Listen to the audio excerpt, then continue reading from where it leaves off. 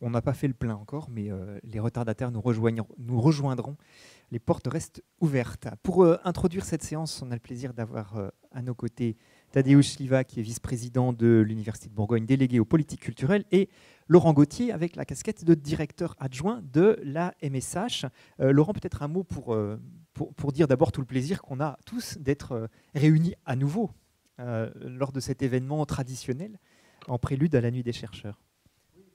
Bonjour à toutes et à tous et bienvenue à la MSH. Je vous souhaite la bienvenue aussi au nom de notre directeur Jean Vigreux qui est empêché en ce moment et qui m'a chargé de vous transmettre non seulement son mot de bienvenue mais également ses amitiés. Alors oui Patrice, c'est effectivement un retour à la table ronde de valorisation des projets de recherche de la MSH, donc de projets de recherche en SHS, à nouveau en présentiel. On n'a pas pu se retrouver l'année dernière.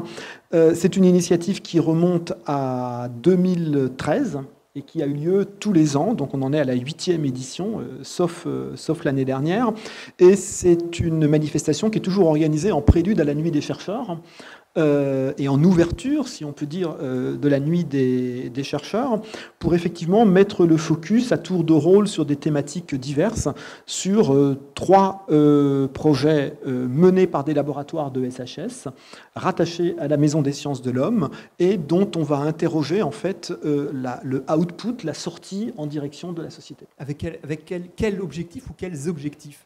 Alors, l'objectif, il est d'abord très clairement de faire connaître les travaux qui sont menés dans les laboratoires fédérés par la MSH, puisque la MSH, je le rappelle, je pense que tout le monde le sait ici, mais quand même, c'est une structure fédérative qui héberge les laboratoires de recherche en SHS du campus dijonnais. Donc, faire connaître ces projets vers le grand public, vers des acteurs qui ne sont pas forcément des acteurs du monde universitaire. Ça, c'est le premier objectif. Le deuxième, c'est de montrer la dynamique et la diversité des recherches en SHS. Alors, je pense qu'on va y revenir un peu plus tard par rapport à la thématique même de cette année et de cette question de la gestion des crises. Mais en tout cas, montrer que cette recherche SHS, eh bien, elle est extrêmement productive sur des créneaux très variés et l'interdisciplinarité des SHS font aussi une des forces de l'Université de Bourgogne en tant qu'université pluridisciplinaire avec santé, comme on dit dans les typologies ministérielles.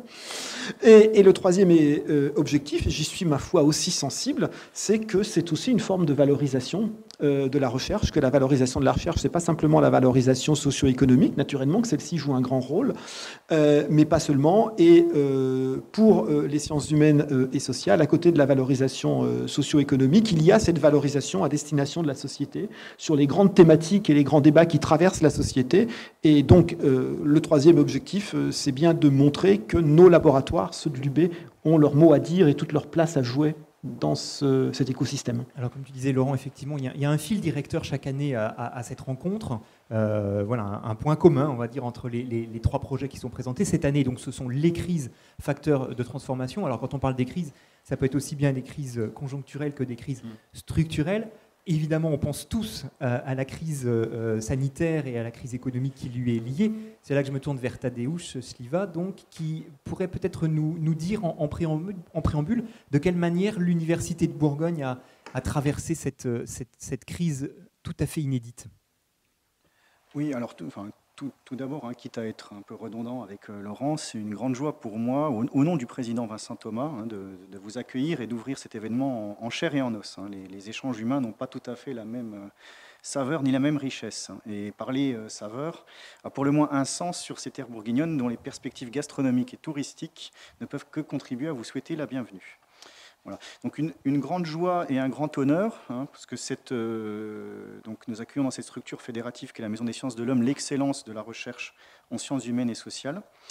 Alors, dans le cadre de ma délégation, donc, qui est la culture, mais aussi sciences et sociétés, j'avais eu l'occasion de renvoyer au ministère une enquête, après avoir interrogé nos différents services, laboratoires et composantes sur la dimension sciences et sociétés, Et suite à cette enquête, donc, on s'était aperçu que notre université était très bien classée dans les 3-4 premières au niveau national sur cette dimension sciences et société.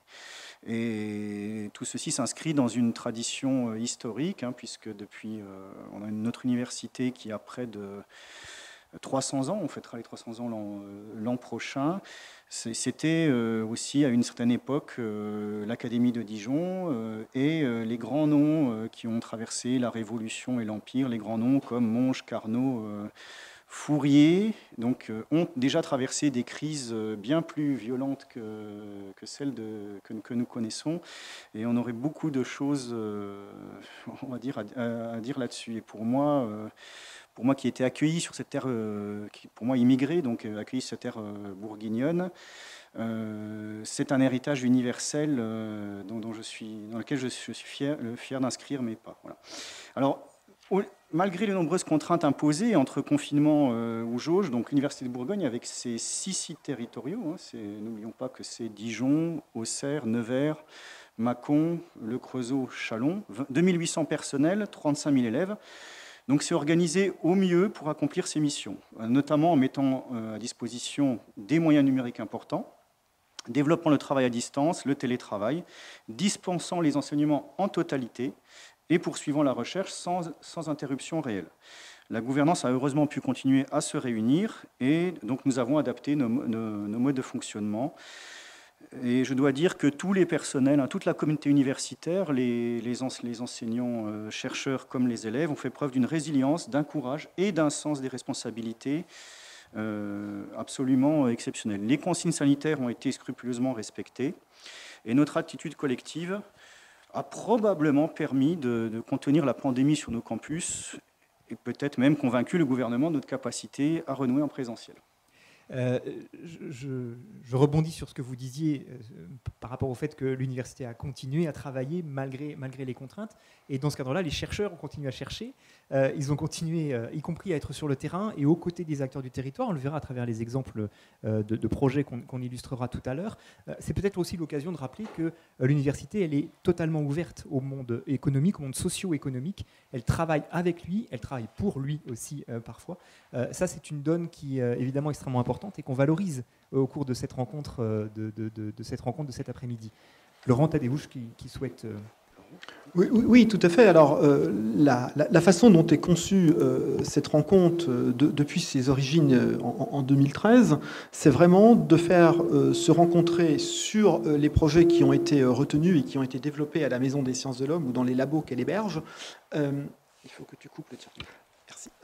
C'est vraiment de faire se rencontrer les acteurs de la communauté universitaire et au sens large, ce sont bien sûr les enseignants-chercheurs, les chercheurs des labos, mais ce sont les étudiants, ce sont les doctorants, ce sont les postdocs, donc c'est vraiment l'ensemble de la communauté universitaire avec les acteurs de ce monde, alors dont on a un peu souvent tendance à penser à l'université que c'est le monde extérieur à l'université, mais enfin l'université est aussi le monde extérieur à ces acteurs-là, donc ça fait un point partout, et donc de faire vraiment se rencontrer ces différentes personnes, parce que oui, c'est une des ambitions de l'université que d'être présente. Tadeusz a parlé des campus territoriaux, et il n'y a pas que Dijon. On va voir un exemple tout à l'heure autour du Tournu-Joie et de Tournu, qui est un bel exemple, même s'il n'y a pas de campus à Tournu, mais c'est une interaction avec un territoire de la région.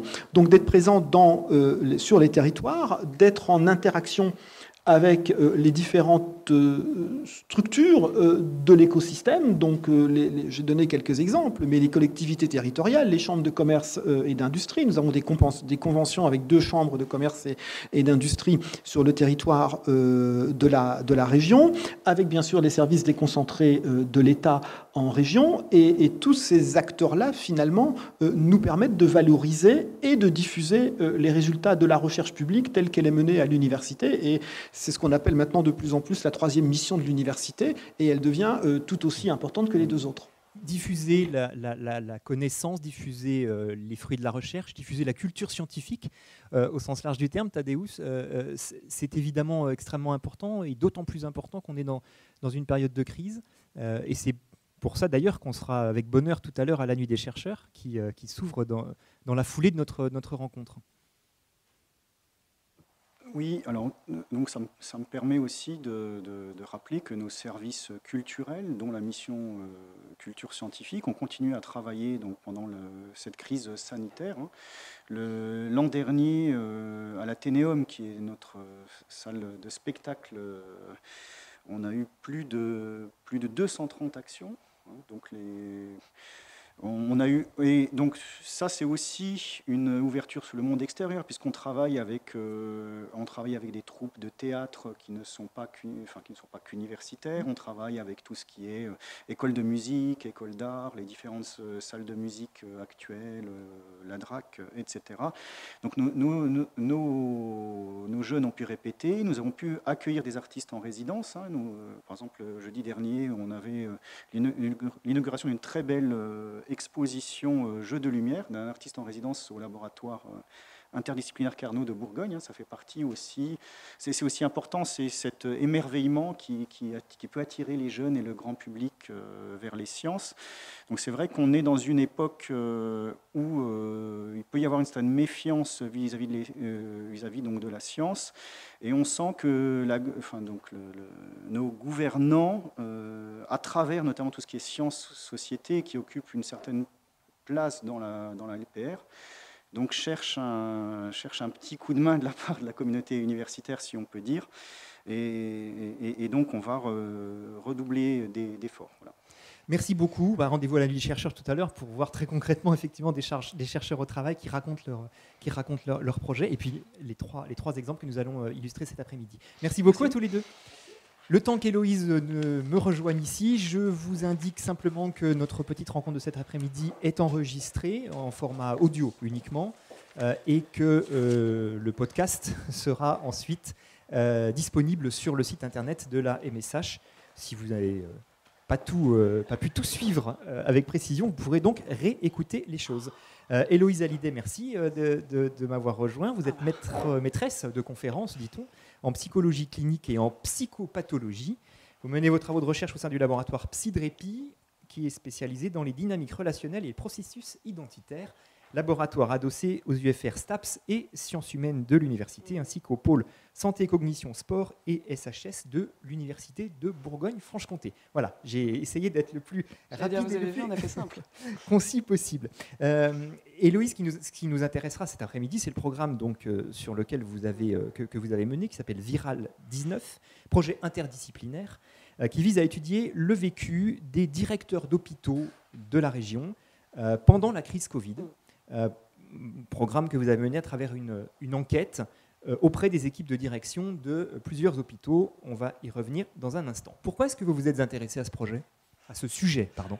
Alors, pour être tout à fait honnête, et puisque je vous l'ai dit pendant la rencontre préparatoire, et je le dirai aussi ici, parce que j'ai des amis qui font partie de ce corps professionnel, et qu'il y a déjà une bonne année maintenant, lorsque je les avais au téléphone et qu'ils me parlaient justement de ce qu'ils étaient en train de vivre dans les hôpitaux, pour moi qui suis donc d'une filière soignante qui ait tendance à me concentrer sur la vie des services de soins, je découvrais qu'en fait, du côté de la haute administration de la fonction publique hospitalière, un certain nombre de problématiques étaient quand même assez spécifiques et à la fois rencontraient pas mal les problématiques des soignants sans qu'on n'en ait aucune idée, puisqu'il n'existait au fond dans la littérature, que j'avais pu consulter un petit peu pour m'intéresser justement à ce corps professionnel, quasiment aucun travaux, à part des travaux en sociologie de l'administration qui portaient plutôt sur la façon dont le corps s'était créé, dont il avait évolué, dont il s'était ancré justement dans la haute fonction publique, et pas du tout sur le vécu psychique, individuel et groupal de ces personnes-là.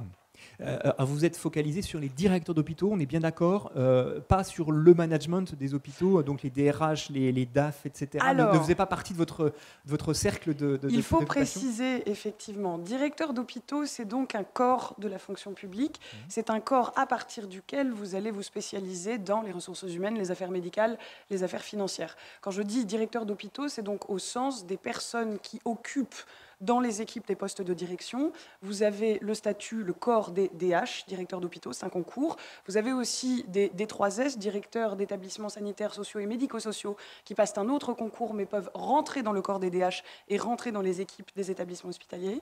Et aussi des directeurs des soins qui ont fait la filière soignante et qui sont devenus eux aussi directeur. Mais donc, non, je ne me suis pas intéressée au management hospitalier comme on l'entend souvent au sens des cadres de proximité, du management intermédiaire, parce que dans les services de soins, on a déjà énormément de littérature, notamment en sociologie française, sur le vécu des cadres de santé dans les services qui sont quand même assez souvent pris en tenaille entre les exigences cliniques et les exigences organisationnelles. Rapprochez-vous simplement du micro, Héloïse, Ah pour oui. qu'on vous entende mieux, enfin, que Ah l'enregistrement oui, soit plus efficace. Mes excuses. Concrètement, à combien de directeurs vous êtes-vous intéressé? Alors, j'ai un peu triché parce qu'en fait, je me suis intéressée à la Bourgogne-Franche-Comté, mais que j'ai eu une opportunité d'aller faire aussi du terrain à Clermont-Ferrand, donc dans une autre région, dans un CHU.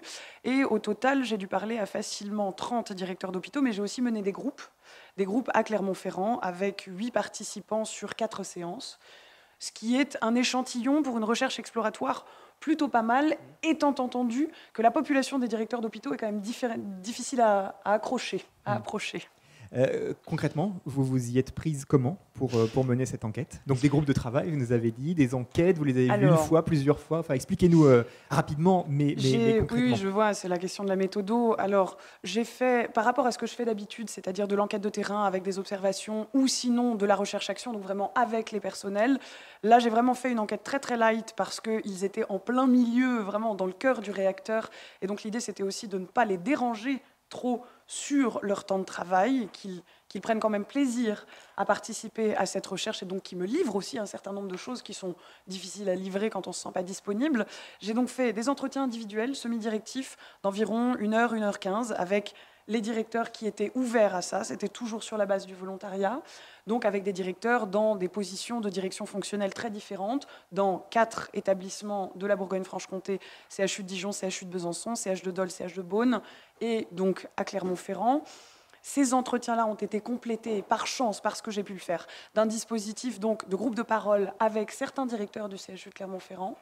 Mais ce sont des entretiens qui ont été au fond des one-shots, ce qui a posé un problème, et en même temps c'est un intérêt méthodologique, qui est que je les ai faits à différents moments du dernier semestre de l'année universitaire précédente, donc entre mars et juillet, ce qui a fait que j'ai attrapé finalement des vécus propres à la 3e vague, à la post-3e vague, et je dirais même à l'angoisse et à l'anticipation d'une potentielle 4e vague.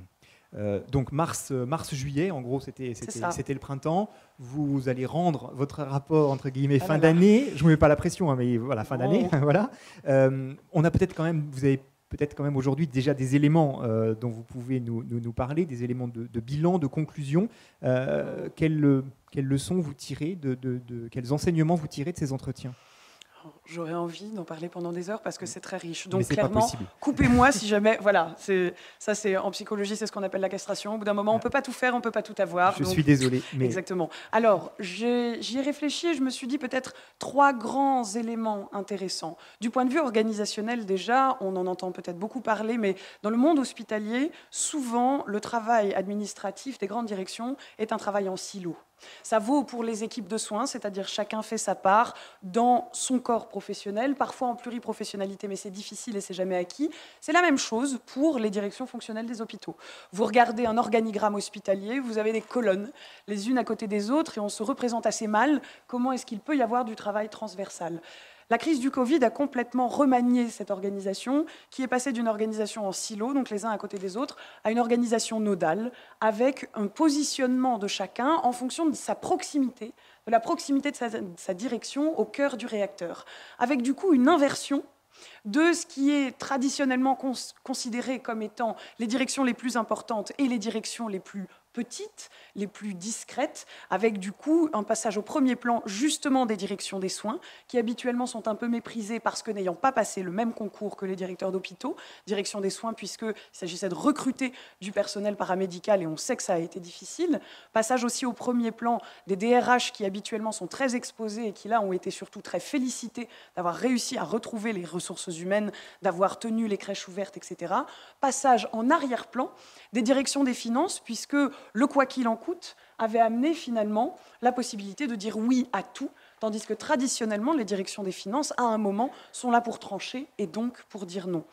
Sur l'aspect vraiment sociologique du corps professionnel, on se représente le corps des directeurs d'hôpitaux comme étant un corps très homogène. Je veux dire, ils sont tous en costume, ils se ressemblent tous, de toute façon, ils ont tous fait les mêmes études, ils font à peu près tous la même chose, ce sont des gestionnaires et c'est le mal incarné.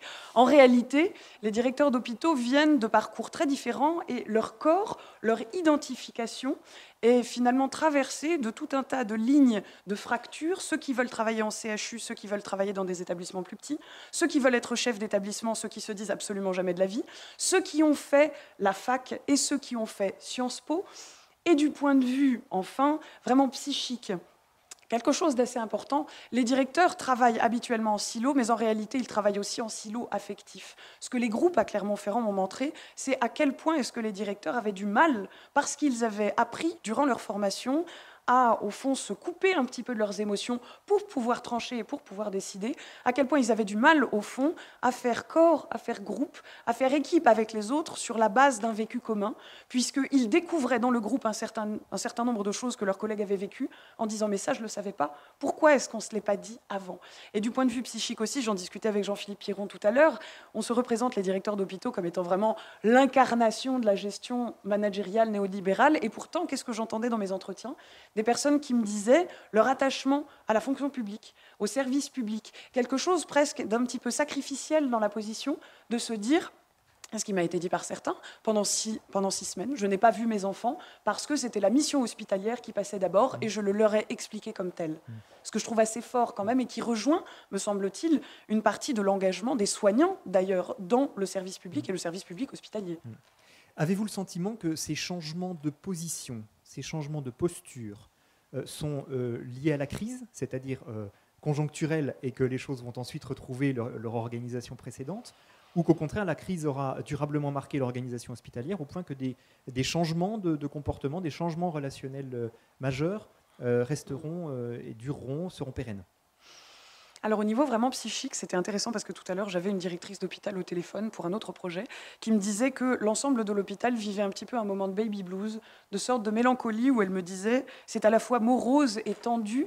Ça, je pense que c'est un changement qui à la fois n'en est pas vraiment un, c'est-à-dire c'est plutôt que la crise a fait réémerger un certain nombre de manques dans le service public hospitalier. Il le disait avant, il continue à le dire, et j'ai entendu beaucoup de craintes en fait que cet arrêt du quoi qu'il en coûte ramène justement de nouveau l'hôpital dans une forme de morosité financière, budgétaire assez difficile. En revanche, du point de vue des relations, il y a des choses qui ont changé de façon intéressante. Les directeurs d'hôpitaux disaient souvent nos relations avec les médecins sont tendues. C'est assez difficile puisque nous disons non, tandis que les médecins arrivent avec un certain nombre de projets pour le bien-être du patient, auxquels nous sommes sensibles, mais auxquels nous ne pouvons pas toujours accéder. Et il disait dans la crise, dans les cellules de crise notamment, il y a eu vraiment un rapprochement entre certains médecins et les directeurs d'hôpitaux, avec à la fin quand même un sentiment de meilleure interconnaissance dont ils étaient assez satisfaits. Eux avaient le sentiment que ça allait peut-être perdurer. Mais tout ça est quand même à tempérer avec le fait que la morosité ambiante est vraiment actuellement ce qui domine dans les retours qui me sont faits. J'ai 2 questions pour conclure notre échange avant de proposer à la salle d'intervenir, de répondre, de réagir, bien entendu. 2 questions pour prendre un petit peu de recul sur votre travail. Vous êtes intervenue à l'hôpital comme observatrice de ce qui s'est passé. Quelle a été votre posture à vous? Et pour poser la question très franchement, est-ce que vous avez été dans une posture de consultante, d'auditrice, et sinon, quelle est la différence entre finalement la posture de l'universitaire en train d'observer ce qui se joue et celle d'un consultant ou d'un auditeur prestataire? Ah là là, je trouve que c'est une question très compliquée. J'ai carrément écrit un papier là-dessus. Préparez-vous parce que c'est une question que je risque de poser aux autres tout à l'heure sur les 2 autres exemples qu'on va voir. Alors effectivement, initialement, on s'était posé la question parce que ça m'est arrivé de faire de la recherche-action dans les hôpitaux. Clermont-Ferrand était un terrain qui m'avait été ouvert précisément parce que j'y étais déjà intervenue, là vraiment pour une recherche-action où la barrière entre chercheuses, simili-expertes, en tout cas investies comme telles par les acteurs, alors même que de temps en temps j'y connaissais rien, consultantes, psychologue, toutes ces casquettes-là s'étaient un petit peu mélangées et ça avait été de l'ordre vraiment de mon travail à moi, de mon travail de chercheuse et de mon travail psychique, d'arriver justement à distinguer les casquettes pour pouvoir mieux en jouer, c'est-à-dire rendre service et ne pas dépasser mon aire d'expertise dans les différents endroits où je me trouvais. Pour la différence de position, alors on ne va pas commencer avec la position, pour la différence entre eux, parce que je vous avais dit que je ferais la boutade, entre les consultants et les chercheurs, très clairement, c'est qu'un chercheur, ça coûte moins cher quand même. Les cabinets de conseil à l'hôpital sont quand même souvent sollicités pour des solutions qui peuvent être très intéressantes, ils peuvent faire du très bon boulot, ils sont là pour conseiller les directeurs d'hôpitaux. En tant que chercheuse, je n'ai aucune prérogative de conseil. Je n'ai pas du tout fait les mêmes études, je ne comprends rien à ce qu'ils font. En revanche, moi, quand on m'appelle, ce que je peux apporter, c'est justement de me mettre en recherche avec ceux qui, sur le terrain, sont déjà en train de chercher, sont déjà à la recherche de quelque chose, pour faire, justement, pour construire un dispositif qui leur va comme un gant, et donc travailler ensemble pour, non pas leur apporter des solutions que moi je connais, qui sont éprouvées par ailleurs, mais leur apporter une méthodologie, à la rigueur, éprouvée par ailleurs, dont ils vont pouvoir se saisir avec moi, avec mon accompagnement, et dont va sortir ensuite une solution, des solutions, en tout cas des idées qui seront vraiment les leurs, qui leur seront propres et qui seront adaptées au terrain. Le chercheur, il accompagne et il cherche avec. C'est pour ça que même quand je fais de l'observation, même quand je ne fais que des entretiens, au fond, dans la dynamique même de l'entretien que je fais avec mes interviewés, il y a toujours quelque chose de l'ordre d'un chercher ensemble. Et la deuxième question, mais vous y avez déjà en partie répondu, c'est effectivement de savoir dans quelle mesure, de quelle manière ce travail serait susceptible d'être reproduit, dupliqué à l'avenir, dans d'autres situations, et pas forcément des situations de crise, auprès d'autres hôpitaux, auprès d'ARS, pourquoi pas, auprès de... Voilà. De quelle manière, finalement, votre travail est susceptible demain d'être mené de manière plus large et peut-être plus systématique? Alors c'est une excellente question parce qu'on pose souvent la question de la transférabilité du travail des chercheurs au réel. Parce que, comme ça a été dit avant, on a tendance à considérer que l'université, après tout, c'est des gens un peu perchés qui volent à 3000 au-dessus de la Terre et qui donc ne touchent Terre que de temps en temps pour récolter des données, ce qui est faux. Moi, ce que je trouve intéressant, c'est pour reprendre cette distinction entre les solutions apportées par les consultants, dont on dit souvent qu'elles ne sont pas complètement adaptées au terrain, qu'elles risquent justement de masquer quelque chose de la spécificité de l'endroit dans lequel elles s'implémentent. Nous, on ne vient pas apporter des solutions, on vient apporter une méthodologie. Et en tant que telle, la méthodologie, avec tous les outils possibles, l'observation, l'entretien, les groupes de parole, etc., cette méthodologie-là, elle est transférable absolument partout. Et c'est même, plus que ça, une éthique de recherche qui est transférable et qu'on porte avec nous, qui est de chercher avec, de travailler avec les gens, jamais uniquement sur, mais aussi pour obtenir un résultat avec eux, parce que c'est quelque chose, je le dis parce que je suis concernée sur cette recherche sur les directeurs d'hôpitaux, parce que c'est quelque chose auquel on tient. Merci beaucoup, Héloïse Hallyday, pour votre dynamisme et votre concision aussi, j'apprécie. Est-ce qu'il y a des questions, des réactions, des remarques?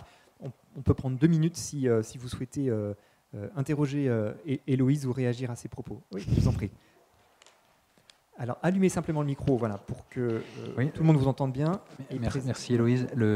Jean-Philippe Pierron, le vice-président qui a ouvert cet après-midi, a parlé en fait du numérique comme étant l'occasion d'une espèce de continuité qui avait pu être maintenue dans le temps grâce justement aux outils numériques. Quand on passe à l'impact psychique au fond de cette crise sur les identités, de quelle nature est cette continuité? C'est un semblant de continuité, on sauve les meubles, mais en définitive, les psychés s'en trouvent tellement affectés qu'il y a beaucoup plus de métamorphose qu'il n'y paraît, même si on ne sait pas encore quel impact elle peut avoir. Enfin, qu'est-ce que vous en diriez? Alors sur les directeurs d'hôpitaux, je pense que ce serait un peu particulier. Autant à titre personnel, en tant qu'enseignante-chercheuse, je me suis sentie complètement dépérir face à mon écran avec 250 carrés zoom tout noir, Teams en l'occurrence, mais quand même. Autant pour les directeurs d'hôpitaux, ça a donné quelque chose d'intéressant, c'est-à-dire eux avaient, en tant que vraiment dispositif, mais outils très concrets, ils avaient souvent des salles qui n'étaient même pas de salles de visioconférence, c'est-à-dire des salles de conférences téléphoniques. Je ne sais pas si vous avez déjà vu ça.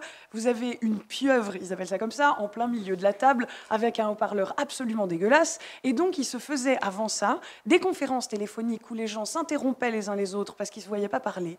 Et là, l'hôpital découvre, pour ces réunions avec l'ARS, justement, la visioconférence. Je suis allée interroger la directrice de l'offre de soins aussi de l'ARS, qui me disait, mais on a enfin pu mettre un visage sur un certain nombre de personnes. Au début, on n'avait que les voix, et ensuite, comme par hasard, alors que, justement, lorsqu'on était en conférence téléphonique, on avait tendance quand même à pas mal se disputer, une fois qu'on avait enfin la visio dans des conditions finalement d'échange, évidemment un petit peu dégradées, mais en réalité, personne ne se déplace sur l'ensemble du territoire pour faire les réunions. Donc, ils étaient déjà en mode distanciel bien avant la crise. Là, finalement, paradoxalement, la crise leur a permis de gagner en technicité et en qualité du matériel, et eux l'ont donc vécu, peut-être pas comme une continuité de la relation, mais comme vraiment une amélioration de sa qualité, parce que ça gagnait au moins une chose, c'était la vue. Et donc, c'était le fait d'avoir l'impression de partager un petit peu plus avec les personnes qui étaient en face d'eux. Ce qui est très paradoxal, parce que pour nous, on a plutôt vécu ça comme, au contraire, une sorte de rabotage de nos possibilités habituelles. Merci beaucoup, Héloïse Hallyday, pour votre témoignage cet après-midi. J'invite les intervenants de la table ronde suivante à me rejoindre, Dany Lapostole, Mathieu Dubois de la Barre et Jean-Paul Pin, s'il vous plaît. On a évoqué avec Héloïse tout à l'heure, à l'instant, un projet qui, à certains égards, relève de la recherche-action. Là, on va parler de recherche participative, avec un exemple très concret de programme de recherche débouchant sur des projets pour le territoire, et ce, dans le domaine de l'alimentation. Nous sommes donc à Tournu, où, Jean-Paul Pin, vous êtes conseiller municipal, délégué à la démocratie locale. Comment est-ce que tout ça a commencé ? Vous pouvez enlever votre masque, parce que là, ce sera beaucoup mieux. Et voilà, vous approchez du micro. Il est branché, oui. Oui. Une double origine. Alors, je pars d'un peu loin, mais j'essaye d'être bref. Oui. On a, au départ, une situation à Tournu, une petite ville de 5600 habitants. On hérite d'un maire, enfin, on l'élit, d'un maire effarant. Il nous invente un 5600 habitants, 4 petits supermarchés déjà. Il nous invente un hypermarché à la sortie nord de la ville. Il nous invente un zénith au sud de la ville. On détruit la salle polyvalente. Alors celle-ci, elle a été détruite, on n'a pas réussi à l'empêcher. Le cinéma, enfin, on déménage. Une petite folie des grandeurs. On vise à déménager, à déménager tout ça. Et à littéralement vider le centre-ville. Ça a irrité quelques citoyens, quelques habitants. Oui. L'irritation les a amenés à se rencontrer et à organiser l'enquête autour de cette affaire-là. Enfin, pour moi, il y a une référence, ça nous a servi un peu de Bible, c'est la logique de l'enquête chez Dewey, la formation d'un public. On a vraiment mené un travail d'enquête collective. Ça nous a permis de monter en combat et d'organiser. Les classes sociales sont très cloisonnées dans ce pays. De pouvoir arriver à définir un intérêt commun, une réflexion commune sur la ville avec tous ces gens. Alors, je pars de loin, mais pour le résumer d'une phrase, l'idée, c'est la population reprend la main sur sa ville dans un processus démocratique. Alors, l'idée de démocratie, c'est un des éléments. L'autre élément qui tourne autour de l'alimentation et de l'agriculture, de la transition alimentaire et agricole, est venu plutôt d'une autre histoire, qui est celle d'un mouvement associatif assez dynamique autour du soutien à l'agriculture paysanne sur ce territoire. Les deux ont amené, par le hasard des rencontres... Alors, quand je dis « on », ce sont d'abord des associations dont il y a des représentants ici, et la ville ensuite. Parce qu'il faut reconnaître la place de chaque acteur. Cette rencontre s'est faite. Je vous avouerai qu'au début, c'était dans une certaine méfiance. On a une première rencontre, on se dit ceux-là vont venir nous observer, qu'est-ce qu'ils vont nous amener mais la mayonnaise a très très bien pris, mais ça va être Dany ou Mathieu, qu'est-ce que les universitaires que vous êtes sont venus faire dans cette histoire de supermarché dont la population ne voulait pas et de mobilisation citoyenne? On l'entend autour des enjeux alimentaires et agricoles notamment. Dany Lapostole. Qu'est-ce qu'on allait faire dans cette guerre? Allumez simplement votre micro, voilà. Le bouton de droite, je crois. Voilà. C'est bon ? C'est bon, parfait. Alors, qu'est-ce qu'on allait faire ? Il y a une logique d'opportunité dans le fait qu'il faut poser les choses. Il y a une logique d'opportunité d'aller rencontrer des élus, des associations qui travaillent sur des enjeux de transition écologique à travers la question alimentaire. C'est quelque chose qu'on travaillait au sein d'un Living Lab qui est accueilli et qui est porté par la MSH. Et on travaillait aussi sur cette question de formation des publics, c'est-à-dire est-ce qu'une enquête, comme le disait Jean-Paul au sens d'Iway, qui permet de passer à subir une situation, à agir sur elle. Et qu'est-ce que des chercheurs peuvent apporter dans la compréhension, la définition d'un tel écart entre subir et agir sur. Voilà, c'est ce qui nous intéressait. Et on allait travailler avec des associations, des élus, financés par un programme qui s'appelle POPSU, PUCA, pour essayer de mettre en œuvre cette méthode qu'on avait déjà essayé de travailler dans d'autres territoires au préalable. Vous avez juste dit un gros mot dans l'histoire, c'est Living Lab. Vous pouvez nous décrire en 2 mots ce que c'est que le Living Lab et comment vous travaillez le Living Lab, donc c'est un groupe de recherche qui se dit transdisciplinaire. Alors, ça fait un peu des mots compliqués, on ajoute des mots aux mots. En fait, on est transdisciplinaire, ça veut dire interdisciplinaire et participatif. Donc, on a une dizaine d'enseignants-chercheurs qui travaillons sur des questions de développement territorial et puis sur des questions de transition écologique, avec quand même une prégnance chez les collègues qui viennent travailler sur la recherche-action, la recherche participative, et puis qui sont intéressés par ces enjeux-là. Et puis, on a une géométrie variable en fonction des appels à projets, en fonction des terrains. On va augmenter nos effectifs avec des associations, avec des institutions. Alors, j'ai oublié de préciser, pardon, excusez-moi, Daniel Apostol, vous êtes maître de conférence rattaché au laboratoire Théma, et Mathieu Dubois de la Baraque, qui donne la parole à l'instant, maître de conférence également, laboratoire Césaire. Pour vous, comment vous avez brisé la glace qu'évoquait Jean-Paul Pain tout à l'heure? De quelle manière le lien s'est créé entre les universitaires qui arrivent sur le territoire et puis ces acteurs qui étaient visiblement en réflexion et en demande? Le lien s'est pas créé très difficilement, dans le sens où, malgré tout, certains acteurs du territoire nous connaissaient quand même déjà. Donc, on va dire qu'il y avait du réseau, il y avait pas des habitudes de travail, mais des choses qui s'étaient faites au préalable. Et au fond, je dirais, si on veut filer la métaphore culinaire, le liant, la sauce a pris assez facilement. Et c'est en partie assez étonnant parce que si on repart sur le thème du colloque qui est la question de la crise, en fait, on a eu très peu de temps en dehors de la crise, en réalité. On a eu un événement qui a marqué le début de la collaboration, qui a été la projection d'un film, puis quelques réunions, mais pas tant que ça. Et puis après, nous est tombé sur le coin de la figure cette fameuse crise sanitaire qui aurait pu... mine de rien... Il n'a pas arrêté le projet. Voilà, et ça non seulement ça ne l'a pas arrêté, ça a posé des difficultés, évidemment. On a parlé du numérique et du distanciel, donc il y a pas mal de choses qui sont passées par là. Mais je dirais que la mayonnaise est montée et la dynamique a été... présente et s'est renforcée et a constitué finalement un petit groupe, parce qu'évidemment on a perdu du monde un petit peu à ce moment-là, mais a constitué un petit groupe qui a été une minorité active et qui, je pense, dans des rapports, entre autres, à la convivialité et au fait de briser finalement l'asymétrie qui existe parfois entre chercheurs et acteurs de terrain, cette communauté, c'est vraiment... Ça a été le noyau dur qui nous a permis d'avancer. Alors, avancer vers quoi? Vous avez travaillé ensemble, échangé à travers des groupes, donc en présentiel ou en distanciel. Pour quel résultat? Jean-Paul, tu pourrais... Jean-Paul, si vous voulez... la question est ouverte à celui qui souhaite répondre. On peut tous y répondre. On peut tous y répondre. Ouais.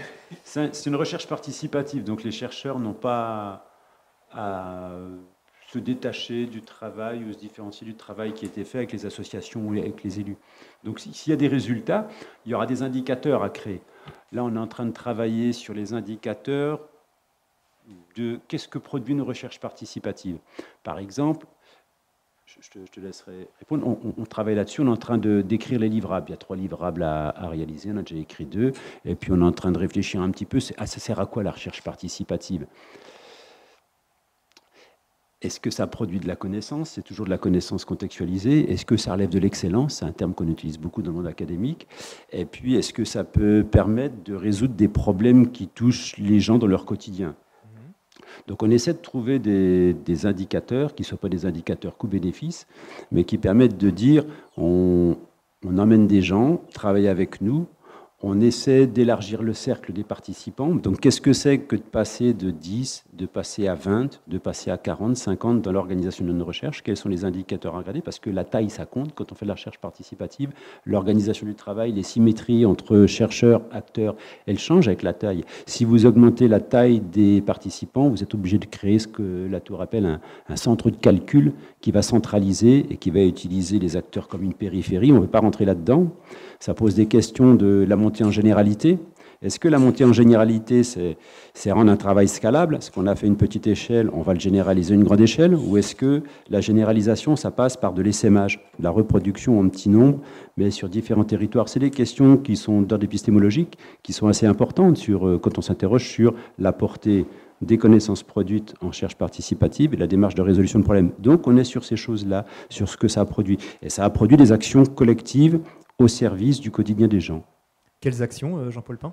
Alors, très concrètement, rapprochez-vous du micro, s'il vous plaît. On est au milieu des choses, hein. Donc certaines sont réalisées, d'autres sont en cours. Elles ne sont pas apparues ex nihilo avec la recherche-action, mais la recherche-action a servi de dynamiseur.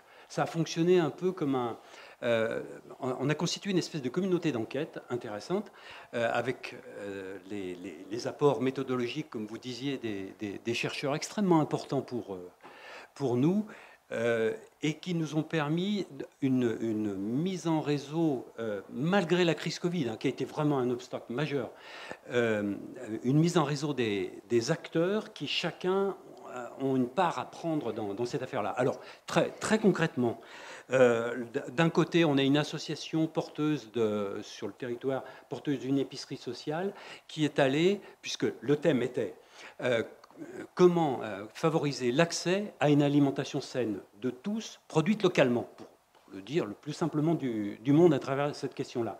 Et bien là, ça a consisté en atelier d'insertion, à monter un atelier de maraîchage sur 3 hectares. Alors, on voit la façon dont ça mobilise les acteurs. Il y a un groupe local Terre de Liens, il y a toute une diversité d'acteurs qui sont intervenus là-dessus et qui l'ont permis. Aujourd'hui, ça y est, ça fait 6 mois, ça marche. On l'a inauguré avant-hier. On a en projet, et c'est plutôt en bonne voie, un magasin de producteurs qui a un effet structurant dans ce domaine-là, un point de vente collectif, puisqu'il rétroagit depuis le champ de la distribution, il rétroagit sur les autres aspects d'un système alimentaire que sont la transformation. Dans cette dynamique-là, certains vont installer des labos de transformation et donc s'associer avec de nouveaux associés, mais aussi sur la production, puisque ça favorise, dans ce cas-là, il y en a 2 qui sont au projet d'installation et à qui le magasin de producteurs permet une installation sur le territoire. On a une épicerie mobile qui était en bout de course, hein, les épiceries de campagne, dont on s'est aperçu que c'était carrément un concept d'avenir, alors qu'il semblait appartenir au privé, parce qu'elle se fournit localement en produits frais. Son camion était foutu, les banques ne voulaient pas la financer. Il y a eu autour d'elle un élan de solidarité de toute une série d'acteurs qui, par financement participatif, il y a une cagnotte solidaire, il y a toute une série d'acteurs qui ont débloqué la situation au point que les banques étaient prêtes à lui prêter tout ce qu'elles voulaient. Et là, aujourd'hui, son camion, ça tourne. Et c'est un acteur de plus dans un réseau en acte. On a un groupement de produits. Il existait déjà 2 AMAP, il existait un certain nombre de choses hein, dans le domaine d'un système alimentaire local. On a un relais, un groupement d'achat dans un des villages, parce qu'on n'agit pas que sur Tournu. L'idée est d'agir sur le bassin de ville, Tournu-Joie. La création de jardins aussi, hein, le circuit le plus court, c'est évidemment l'autoproduction, où on consomme ce qu'on produit. Donc on a pu lancer un jardin partagé dans cette logique-là. Un jardin collectif, c'est aussi ouvert par une association. Jardin partagé était plus porté par la ville et délégué ensuite à une association. On a aussi un travail qui est entamé, mais qui est de longue haleine, s'appuyant sur la loi Egalim de la restauration collective. 50% de produits bio ou locaux à l'horizon 2022, 22 maintenant je crois. Voilà, c'est ça. Demain, quoi. Enfin, bref, 50% de produits de qualité, dont voilà. 20% de produits bio.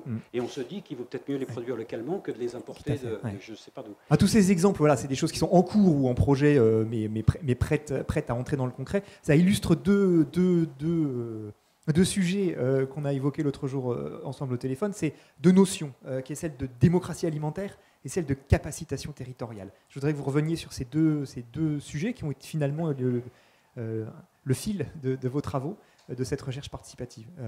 Mathieu ? Du coup, moi, je vais parler de démocratie alimentaire, mais en fait, j'ai presque pu en parler, parce qu'on vient d'en avoir une illustration très concrète. En fait, qu'est-ce que ça veut dire ? Ça veut dire que aujourd'hui, la question de l'alimentation est reprise en main par les citoyens, par les collectivités territoriales, par les professionnels, comme les agriculteurs, par exemple, mais pas que, et que on concentre sur cette thématique qu'est l'alimentation toute une dimension politique au sens noble du terme. À savoir qu'on souhaite retrouver une maîtrise, une capacité. Et là, je passerai la parole à Dany. Mais avant, je voudrais juste dire une chose qui est tout à fait intéressante et qui illustre aussi ce que Dany disait tout à l'heure sur la question de la recherche participative. Très concrètement, ce petit groupe, et ce groupe même élargi à certains moments, évidemment, ce n'est pas ce groupe qui a fait émerger toutes ces actions qui étaient présentes dans le territoire. Mais il y a bien eu des effets de dynamique et surtout des effets d'enquête. C'est-à-dire que ce groupe, entre chercheurs, citoyens, élus, a posé un certain nombre de problématiques. Alors des problématiques sur l'accès à une alimentation de qualité pour tous, des problématiques sur la production domestique, tu en parlais juste avant, des problématiques également sur la production professionnelle, et c'est pas que les producteurs, c'est aussi la transformation et la distribution. Et ça s'est vraiment construit en commun. C'est-à-dire c'est pas uniquement les chercheurs qui sont arrivés en disant c'est ça qu'il faut faire. Tout ça est vraiment né de ce groupe. Et donc d'une certaine façon, c'est une illustration pragmatique de ce que pourraient être des formes de démocratie alimentaire qui viennent par le bas. C'est-à-dire qui viennent répondre finalement aux problèmes et à ce qui se pose dans le terreau. Et donc là, on en arrive au terme de capacitation. Et donc je passe la parole à Dany. C'est-à-dire, Dany, le fait que les citoyens reprennent le contrôle, quelque part, d'une certaine manière, de leur alimentation, de leur écosystème, en tout cas, alimentaire. C'est ça l'idée. Oui, c'est ça. Avec un risque quand même de généricisation du terme capacitation, c'est quelque chose qui, comme empowerment, est rentré dans le langage courant, alors qu'il renvoie quand même à des travaux académiques assez spécifiques. Je ne vais pas en faire l'histoire, en dire quelques mots très très rapidement. Ça renvoie au courant de l'approche par les capacités d'un économiste, Amartya Sen, mais qui était dans une approche individualiste, au sens éthique, ontologique et méthodologique. Et quand on parle de capacité territoriale, en fait, on parle de capacité collective. Donc on est dans les capacités au-delà du libéralisme d'Amartya Sen, en posant la question du collectif et en disant l'individu peut réaliser ce qu'il souhaite vivre et ce qu'il valorise sur des bases du collectif. Et ensuite, on se dit le territoire, ça peut être le cadre d'action collective. C'est ce que ça signifie, capacité collective, pour bien être d'accord sur les termes et les conditions dans lesquelles ça se met en œuvre. Et donc la capacitation territoriale, ça veut dire comment le territoire, avec ses institutions, dans toute son épaisseur, historique, géographique, institutionnelle, peut créer un cadre qui permet à des individus qui voudraient reprendre la main effectivement sur les trajectoires de développement. C'est-à-dire, on veut valoriser cette trajectoire, il existe des opportunités de transition, on s'organise collectivement pour tracer un sillon et puis convertir. Je disais tout à l'heure, l'idée principale, c'est de former un public capable de passer d'une situation subie à une situation sur laquelle on agit. Si on peut résumer la capacitation territoriale, c'est ça. Jean-Paul Pain, on a bien compris que vous étiez acteur sur le territoire de la création ou du renforcement de cet écosystème alimentaire. Les chercheurs ont exprimé ce qui leur paraissait intéressant et pertinent dans le mode de recherche participative appliqué à ce sujet. Pour vous, du point de vue de la collectivité, ville de Tournu, quel a été l'intérêt d'avoir recours à l'expertise des universitaires? Même question que tout à l'heure à Héloïse. Finalement, vous auriez pu, comme la plupart des collectivités qui se lancent dans un PAT, avoir recours à un bureau d'études. Voilà, c'est ce qui se fait très couramment. Là, le choix était différent. Alors, approchez-vous du micro. Dans une collectivité aussi minuscule qu'une petite ville de 5600 habitants, on est très démunis. On n'a pas d'ingénierie. Alors, ça ne répond pas à la question pourquoi pas un cabinet d'études et pourquoi des chercheurs. L'intérêt, c'est qu'on est dans un champ, celui de la transition écologique, un des volets de la transition écologique, qui implique la chose la plus compliquée qui soit, c'est comment on produit du changement social, du changement collectif. Parce que les collectivités, d'abord, elles fonctionnent. Elles fonctionnent souvent en silo. On s'occupe de la voirie, de la culture, de ceci, cela, etc. C'est de compétences générales, une collectivité. Donc on fait fonctionner et on a des services qui fonctionnent. Mais lorsqu'on veut aller au-delà, mener des changements, alors on n'a aucun agent, c'est juste les élus et les associatifs. Heureusement, il ne faut pas oublier que moi, ça m'a fait réaliser qu'une collectivité, c'était intéressant de la placer comme un acteur aux côtés de ces autres acteurs que sont les acteurs associatifs ou professionnels, enfin toute une série d'autres acteurs, mais d'abord associatifs dans l'historique de l'affaire. L'autre élément, c'est, mais c'était, vous l'avez assez bien décrit, on a cet effet de mise en réseau. Ça a été un peu comme un opérateur de composition des puissances d'agir, cette recherche-action. Et de façon très concrète, par un effet de mise en réseau, de méthodes pour constituer un public, parce que dans les associations ou une collectivité, on sait fonctionner à une certaine échelle qui a tendance à se refermer sur elle. Comment on fait pour l'ouvrir? Là-dessus, on en a appris et on continue à en apprendre. On a continué à en apprendre. En termes d'accompagnement méthodologique de l'enquête, en termes de concepts, de problématisation, de tout ça éclaire, ouvre des champs quand on est acteur et qu'on est constamment dans l'urgence d'agir, où on n'a pas le temps d'aller bouquiner à côté. Voilà. Et puis, alors très prosaïquement, c'est un apport de force. Parce que les enseignants-chercheurs sont aussi enseignants et ont des équipes d'étudiants qui lancent dans des enquêtes, mais qu'on n'aurait pas la capacité de mener. Là où on a eu, je ne sais pas, au moins 15, 20 étudiants. Plus, à mon avis, si tu comptabilises tout. Qui sont venus à Tournu. Et qui ont mené un certain nombre d'enquêtes selon des règles suffisamment rigoureuse, avec l'extériorité qui était la leur et qui importait dans l'affaire. Voilà, c'est tout ça à première vue. Oui, vas-y, allez-y. Oui, pas de souci. Je voudrais rajouter un élément à ce que vient de dire très clairement Jean-Paul, c'est qu'on est dans des cadres institutionnels. Et les institutions sont des faits, mais sont des faits conventionnels. Et nous, quand on arrive sur le terrain, quand on arrive en ville, quand on arrive sur le terrain, on découvre ça. Et puis, quand on parle de démocratie alimentaire, il y a un instrument institutionnel qui existe, qu'on essaie de déployer sur les fameux plans alimentaires territoriaux.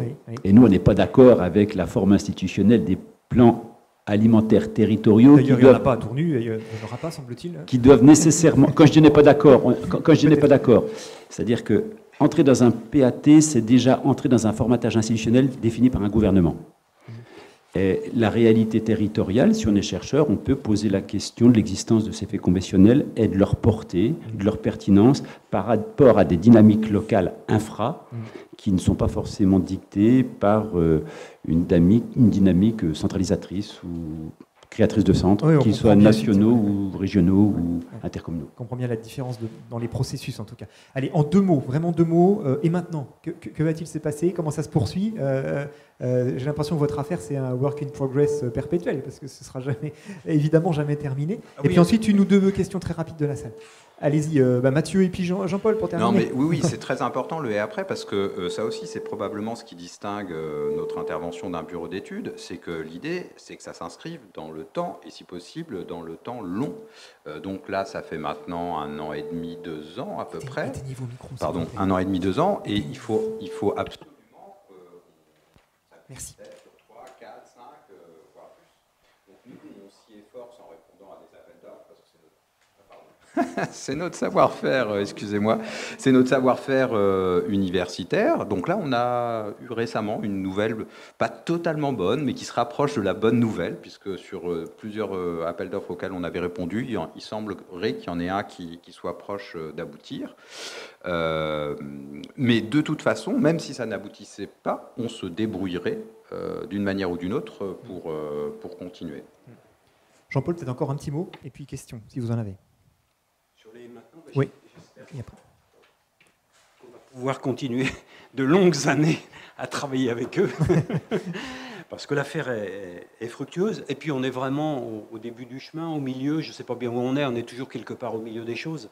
On a ce que je décrivais tout à l'heure, dans la construction d'un système alimentaire local, relocalisé. C'est avec des visées de justice environnementale, de justice alimentaire. C'est ce que je dirais tout à l'heure, oui, c'est un ensemble de briques éparses comme ça. On a l'idée à l'horizon du mur qu'on veut construire, qui ne cesse pas de bouger, mais on en voit en tout cas plusieurs pièces qui sont, par exemple, tout le travail qu'on a à peine amorcé en lien avec le milieu professionnel des agriculteurs autour d'installations transmission. Rapport du CESO 9 juin 2020 qui fait un rapport sur la menace d'insécurité alimentaire en France liée au fait qu'il y a une véritable crise de la transmission et de l'installation. Oui, tout à fait. Voilà, c'est aussi l'autre pôle, et puis j'arrête là, tout le pôle qu'on pourrait appeler d'éducation au sens de l'éducation populaire sur les questions de transition écologique et d'environnement. Voilà. Merci beaucoup pour vos témoignages extrêmement intéressants. Est-ce qu'il y a une question ou une réaction dans la salle? Jean-Philippe. Pas monopoliser, hein, mais quelles compétences il faut pour qu'un politique considère que c'est pertinent de faire venir des universitaires et pas des consultants? Alors, moi simplement, j'avais lu Le public et ses problèmes de Dewey. Donc, dans le débat Lippmann-Dewey, vous voyez. Et là, il vaut mieux des chercheurs qui ne sont pas des experts que des experts. Si l'inspiration qu'on a est démocratique. Ma question, c'est une demande de conseil. Si on veut joindre les politiques, comment les convaincre? Comment on les retrouve? Parce qu'ils n'ont pas tous lu Dewey. Je dis pas qu'on peut pas leur en vouloir. Mais peut-être de manière très pragmatique, parce qu'en fait, en tant qu'universitaire, on est financé par de l'argent public, donc on ne coûte pas grand-chose, et qu'on est, ça a été dit dans le cadre de ce terrain, en fait, on est une ressource. Alors je pense, entre autres, on a été beaucoup sollicité par la région autour de ça, qui, malgré tout, continue à financer des bureaux d'études. Bon, après, c'est peut-être bien aussi pour l'économie des bureaux d'études qui est ses financeurs. Hein. Voilà. Vous pouvez pas tout faire non plus. Mais au-delà de ça, je pense véritablement qu'on travaille, ça a été dit dans le topo précédent, qu'on travaille relativement différemment, mais qu'en fait, on est une ressource peu coûteuse et en fait relativement intéressante. Et je pense que de plus en plus, les collectivités territoriales vont le comprendre. Moi, j'ai entendu le mot neutre là. Oui, c'est pas inintéressant aussi comme posture, la posture de chercheur. Et puis pour apporter aussi, je pense que sortir des termes expertise, compétence, me dire que les gens qui sont là, ils sont tous une expérience qui est liée au contexte. Comment on appelle ça? L'expertise, c'est l'habileté liée à l'expérience. Et que cette habileté liée à l'expérience, on la retrouve chez un chômeur avec qui on va travailler, qui essaie de se débrouiller pour joindre les deux bouts du fin de mois, et qui est, en termes de cost killer, c'est quelqu'un qui est balèze. Hein. Un élu qui essaie de résoudre des problèmes et puis de jouer avec les institutions, un chercheur qui essaie de faire de la recherche sans être trop financé. Chacun essaie de se débrouiller à une espèce d'habileté. Et donc, si on arrive avec les termes qui comptent triple, compétence, expertise, neutralité axiologique et des choses comme ça, il y a aussi une façon de se présenter. Il y a peut-être une grammaire que les chercheurs devraient essayer de trouver pour se rapprocher des élus. Merci beaucoup à tous les trois. Et on enchaîne avec la troisième de nos tables rondes, troisième et dernière de nos tables rondes. Si vous voulez bien venir vers moi, Quentin et Jean-Philippe, s'il vous plaît. On a évoqué tout à l'heure la visio qui s'est installée dans nos vies depuis la crise. Et effectivement, on a tous fait des réunions, des rendez-vous professionnels, des cours, des rendez-vous médicaux, et on a même fait des apéros en visio. Donc c'est vous dire que la visio nous a vraiment envahis. Ce que le numérique change à nos vies, c'est précisément le sujet sur lequel vous vous êtes penchés, messieurs. Quentin Bazin, vous êtes aujourd'hui post-doctorant à l'Université de Bourgogne au sein du LIR 3S, je précise, laboratoire interdisciplinaire de recherche, société, sensibilité et soins. Et Jean-Philippe Pierron, vous êtes son directeur de thèse, responsable des masters du département de philosophie de l'Université de Bourgogne et par ailleurs directeur scientifique de la chaire Valeurs du soin à Lyon 3. Je vais commencer avec vous, tiens d'ailleurs Jean-Philippe. En quoi le sujet sur lequel travaille Quentin vous a à l'époque paru pertinent, intéressant? Parce qu'il était intéressant. En fait, c'est une observation que je m'étais faite à Quentin, et donc postdoc, qui est plus doctorant, sur l'idée que dans des champs extrêmement différents, dans l'agriculture, dans le champ éducatif, dans le champ du médical et dans le champ universitaire, le numérique arrive, se présente comme une solution et comme la solution à bien des problèmes spatiaux, enfin problèmes d'inégalité spatiale notamment. Et en fait, ce qui m'interrogeait, c'était la nature de cette solution. C'est-à-dire cette idée qu'on présente souvent le numérique comme étant une fonction support qui viendrait comme un ensemble de moyens remédier à bien des maux. Alors que quand on commence à y réfléchir très très rapidement, le numérique, c'est un mot qui ne veut rien dire, bien évidemment. C'est une catégorie fourre-tout qui fait qu'entre un logiciel, de la robotique et l'intelligence artificielle, il y a des choses des disparités, enfin des réalités très singulières. Mais il y a malgré tout au moins une réalité en commun, c'est l'espèce de généralisation de ce qu'on pourrait appeler un paradigme informationnel qui pense que l'ensemble du réel se raconte en data, comme s'il ne se perdait rien dans ce travail. Et une seconde idée qui était de dire qu'on a tendance à présenter les dispositifs informatiques comme des moyens qui seraient au service de plein de choses, comme si ces moyens étaient neutres. Et l'idée, c'était de re-questionner cette banalité, en définitive, en disant qu'il y a, contrairement à ce qu'on pense, une fin des moyens, comme dirait Bruno Latour, qu'on a déjà évoqué. C'est que finalement, les dispositifs numériques sont porteurs de valeurs, la rapidité, la transparence, l'efficacité, le comparable, qui vient discuter et remettre en cause d'autres valeurs, et les valeurs des dispositifs ou des réalités dans lesquelles ils s'insèrent. C'est-à-dire qu'en fait, qu'est-ce qu'on fait? Est-ce que, si on prend l'universitaire, la rapidité, la transparence, l'efficacité, l'interactivité, est-ce que c'est ça qui fait les valeurs, qui font les valeurs et la chair de ce que c'est que notre travail, par exemple, hein, et donc c'est de là qu'est née l'idée. Quentin, votre travail a porté plus spécifiquement sur l'univers du soin, on va y revenir dans un instant, et on va quand même préciser que vous avez commencé ce travail avant la crise Covid, à une époque où on ne s'imaginait pas tout ce qui allait arriver ensuite en termes d'outils, d'invasion de notre quotidien par ces outils. Vous avez eu du nez, hein, en quelque sorte. En quoi a consisté votre recherche? Oui, c'est vrai que ça tombe bien un petit peu. Ouais, c'est bon, ça éteint. Oui, puis merci beaucoup déjà de nous donner l'occasion de discuter ici. Là, les occasions manquent un peu ces temps-ci, donc là c'est agréable de présenter la recherche. Et puis c'était passionnant ce qu'on a écouté avant, il y aurait plein de liens à faire, peut-être après.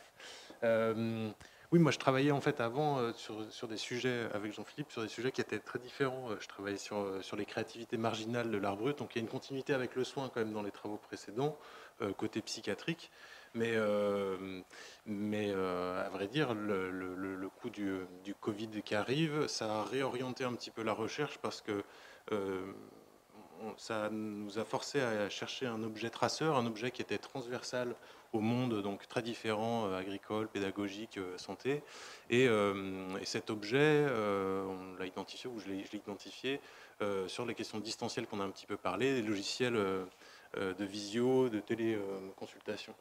Donc, à la fois, ça a fait tout un champ qui s'ouvre à nous, et en même temps, il fallait bien resserrer sur un objet un petit peu particulier pour y arriver et pas complètement se perdre.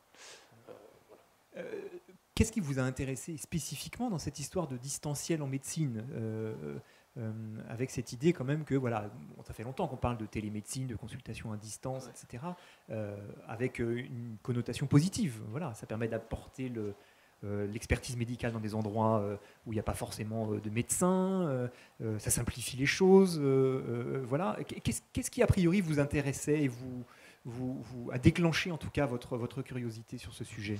Il y a plusieurs choses. Il y a le fait que c'était pas entièrement positif, c'était pas tout le temps pris positivement, parce qu'il y avait toujours quelque chose dans le distanciel qui était opposé au présentiel, et que du côté de la présence, en fait, avec la présence physique, il y a aussi toute l'authenticité, en fait, des relations qui est là et qu'on perd du coup avec le distanciel. Il y avait aussi ces discours-là qui me semblaient intéressants d'étudier un petit peu plus proche.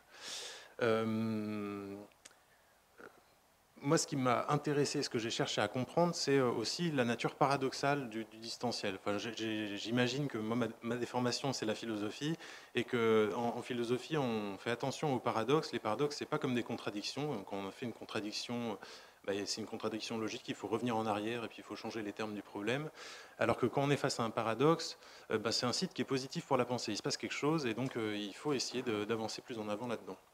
Et que concernant le distanciel, ce qui m'intéressait, c'est que j'avais des petites intuitions qui étaient partagées avec des gens avec qui je discutais, et puis qui se sont retrouvées partagées et aussi avec les personnes auprès de qui je fais des entretiens, qui est tout simplement que le distanciel, ça lui arrive assez régulièrement de rapprocher les gens. Donc là, il y a eu cette petite illustration en fait, de ce paradoxe où d'un coup, dans les CHU, il y a du matériel qui arrive et qui du coup permettent de mettre des visages, donc ça nous rapproche. Mais il y a plein d'autres cas dans les téléconsultations. Il y a plein d'autres cas où en fait, les personnes se retrouvent projetées dans une intimité avec leurs patients ou avec leurs clients ou avec leurs collègues qui n'étaient pas du tout présentes auparavant. Donc ça, je pense que c'est plutôt ces natures paradoxales-là que j'ai cherché à comprendre, ça, et puis un deuxième tout petit point. C'est-à-dire, par exemple, très concrètement, le médecin voit le patient chez lui. Ce qui généralement n'est pas le cas. Par exemple. Quand il y a le fond, en effet, quand il y a le fond qui n'est pas activé, ça permet de faire venir l'intimité du patient ou des patients, des patientes, dans l'œil du thérapeute. Et donc ça fait une scène où se passe plein de choses domestiques avec des conjoints, de la famille, des amis, des animaux, des co. Enfin oui, il y a plein de choses qui font irruption comme ça. Mais ça va aussi plus loin dans des dispositifs techniques. Le fait d'être avec un casque, il y a une attention à la voix, en fait, il y a une attention aux petites choses anodines comme ça de la voix qui sont beaucoup plus fines, et où en fait on s'entend mieux dans un casque que lorsqu'on se parle en ce moment.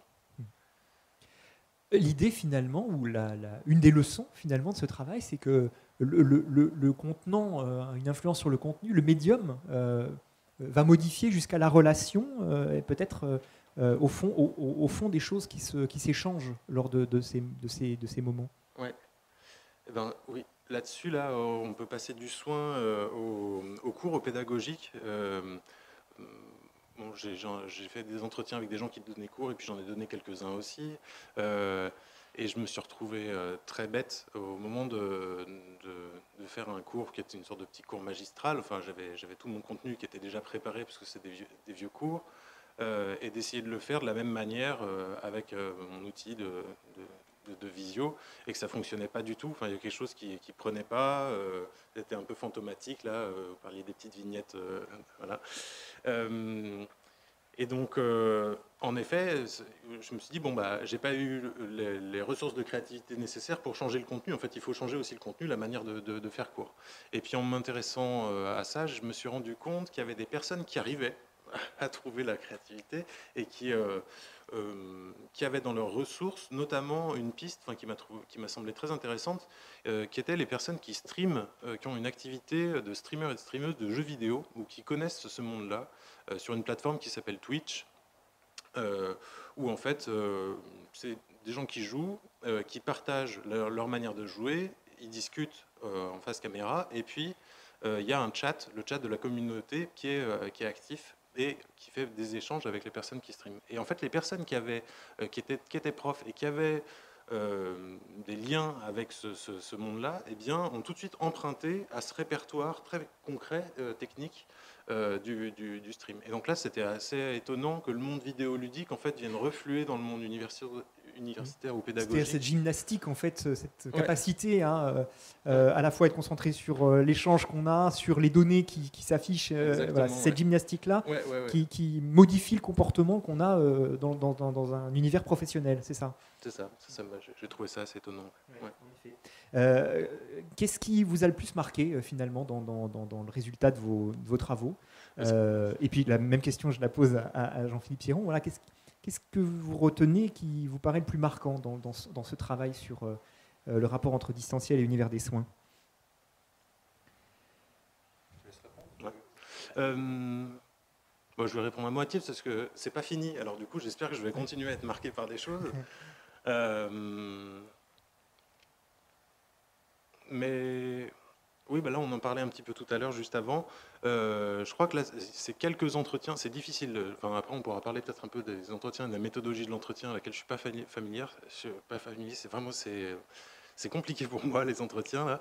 Il y a un taux de réponse qui est terrorisant. Mais en tout cas, il y a eu quelques entretiens très riches où les personnes avaient une lecture très fine pour parler de leur vécu dans le distanciel. Et là, je repense à quelques témoignages de personnes qui travaillent avec des travailleurs et des travailleuses qui sont atteints d'un cancer de manière récente et donc qui font le lien entre l'environnement, en fait c'est une approche systémique du cancer, donc avec l'environnement professionnel et familial, et ces personnes qui disent qu'elles ont gagné en intimité avec, dans leur travail en se mettant en visio. Là il y a des témoignages que je trouve très forts, et donc des mots pour parler de ça aussi. Je m'intéresse aux mots, je pensais qu'il allait y avoir une grande diversité, mais en fait Teams, Zoom ont complètement mis le couvercle, donc on parle que de visio et de distanciel, mais il y a quand même une petite inventivité, donc des personnes qui parlent de petites cages de Faraday qu'elles ont réussi à avoir avec leurs patients et leurs patientes, ou alors le terme d'alcôve, de petites pièces, de nouveaux imaginaires de l'intimité, là, qui me semble... je ne sais pas encore trop quoi en faire, mais je sens qu'il y a quelque chose à en faire. Parce qu'en termes de calendrier, juste on va le préciser, effectivement, vous avez mené ce travail d'entretien et de recherche sur quelle période, et vous en êtes où aujourd'hui dans le processus de Il me reste 2 mois sur 1 an. Et vous avez commencé il y a 1 an, donc à la rentrée de l'an dernier, et fin d'année, il faudra avoir rendu la copie. Voilà. Jean-Philippe. En fait, deux choses. D'abord, j'ai noté le changement de vocabulaire. J'ai noté le changement de vocabulaire entre vos premières questions et les dernières. Le numérique, ce ne sont pas des outils, c'est des médiums.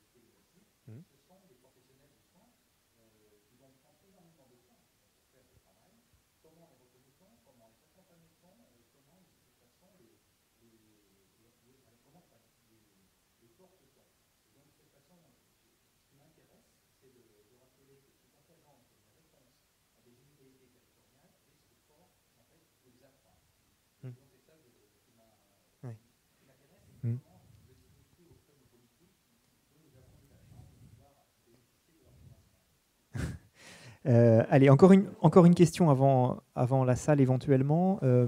Vous avez travaillé sur l'univers de la santé. J'imagine que c'est un travail qu'on pourrait reproduire, dupliquer dans d'autres univers professionnels.